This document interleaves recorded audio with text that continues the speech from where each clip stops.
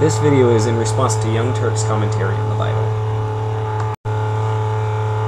First, let me start out that Pastor Curtis Knapp was wrong in what he said. A Christian's God-given goal is not to condemn or kill anyone, homosexuals included. Jesus himself affirms this in John 8. John 8, 1-11 reads, Jesus went unto the Mount of Olives, and early in the morning he came again into the temple. And all the people came unto him, and he sat down and taught them. And the scribes and Pharisees brought unto him a woman taken in adultery. And when they had set her in the midst, they said unto him, Master, this woman was taken in adultery, in the very act. Now Moses in the law commanded us that such should be stoned. But what sayest thou? And they said, tempting him, that they might have to accuse him. But Jesus stooped down, and with his finger wrote on the ground, as though he had not heard them. So when they continued asking him, he lifted up himself, and said unto them, He that is without sin among you, let him first cast a stone at her. And again he stooped down, and wrote on the ground.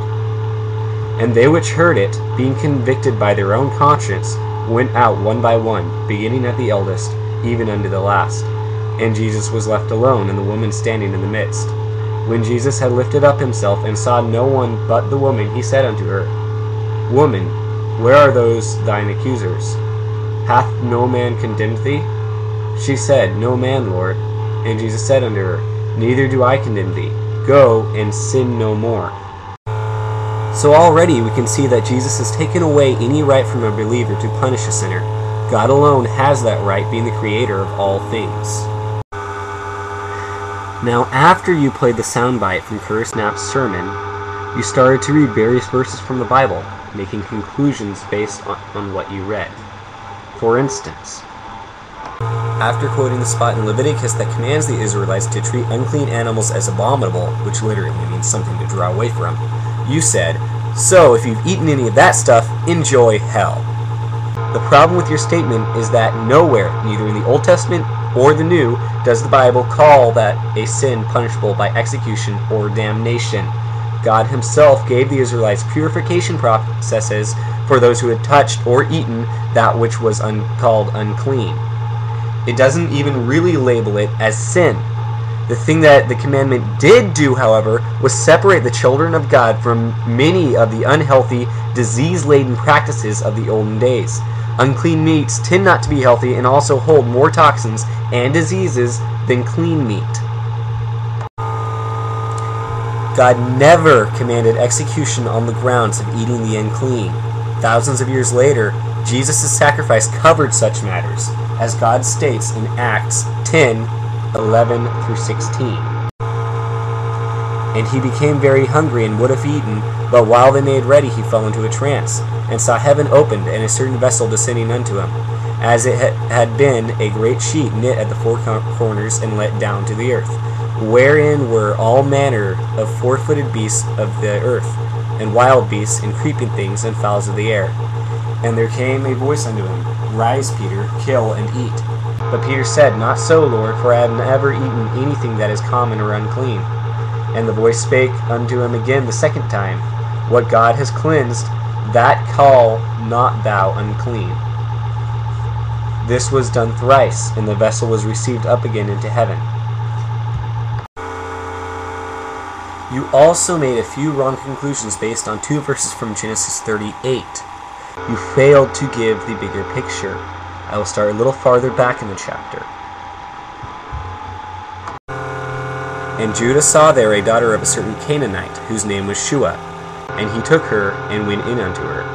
And she conceived, and bare a son, and he called his name And she conceived again, and bare a son, and he called his name Onan. And she yet again conceived, and bare a son, and called his name Shelah. And he was at Chizib when she bare him. And Judah took a wife for his firstborn, whose name was Tamar. And Judah's firstborn, was wicked in the sight of the Lord, and the Lord slew him. And Judah said unto Onan, Go into thy brother's wife, and marry her, and raise up seed to thy brother. And Onan knew that the seed would not be his. And it came to pass, when he went in unto his brother's wife, that he spilled it on the ground, lest that he should give his seed to his brother. and the thing that which he did displeased the Lord, wherefore he slew him also.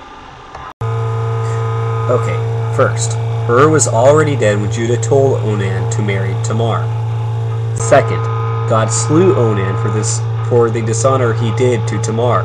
Keep in mind that Tamar was a widow.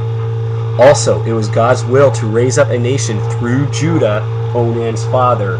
Onan dishonored Tamar and refused the will of God. He had it coming. Masturbation had nothing to do with it. Third, you seem to think that God made a commandment out of this, but he didn't. This was God acting on his own behalf. You don't have to believe it, but do not make false accusations. Now let's look at this other passage in Deuteronomy 25:11-12. It reads, "If two men fight together, and the wife of one draws near to rescue her husband out from the hand of the other attacking him, and puts out her hand and seizes him by the Gentiles, then you shall cut off her hand. Your eye shall not pity her." First of all, let me say that there are many ways to break up a fight. Grabbing the Gentiles is a very specific act. Not only is it incredibly brutal, it is also easily avoided. I would like to bring to mind a law that was passed in El Salvador that inflicts death by firing squad on anyone caught in the act of drunk driving. I am not, and I repeat, am not condoning such harsh measures, but you can bet your sweet life that there are very few cases of DUIs in El Salvador now. That was probably a similar case in Israel. Everyone knew the law, so women knew how to defend their husbands without breaking the law. If no one offends, no limbs are lost. On a more relevant note, you need to realize that the Bible is a complete document, so you really can't base your entire opinion or belief on one verse. Practicing homosexuality is a sin, but, as I said before, we Christians have no right as executioners, and the Bible makes it very clear that we ourselves are sinners. Christ's commandment to the believer was to tell the sinner that he needs salvation from his sin. And that was the entire purpose of the Mosaic Law. It was to tell us that we are not good enough on our own, that we need atonement for the many sins we have committed, no matter what they are, that we need to turn from our wicked ways and follow Jesus Christ. Pastor Curtis was very wrong in his conclusion, but you are also wrong in yours. And as for the sin that sends you to hell, we find it in Mark 3, verses 28 and 29. Let's read. Jesus said, "Assuredly I say to you, all sins shall be forgiven the sons of man, and whatever blasphemies they utter. But he who blasphemes against the Holy Spirit never has forgiveness, but is subject to eternal condemnation." Now you must realize that the Apostle Paul was guilty of this. So is Paul condemned? I should say not, because he gave in to the Holy Spirit. He gave his life over to Christ and was no longer guilty of blasphemy, but was made a new creation in Jesus. My point is this: when you leave Jesus out of the Bible and just quote tiny little snippets of the bigger picture, you make false assumptions and will not understand the true purpose of the Bible. That purpose, that overlying theme, is Jesus, the Son of the living God. We were created to glorify God. If you have eyes to see, you will notice that every book in the Bible prophesies of and points us directly to Jesus and our need for Him. Thank you for listening. Goodbye.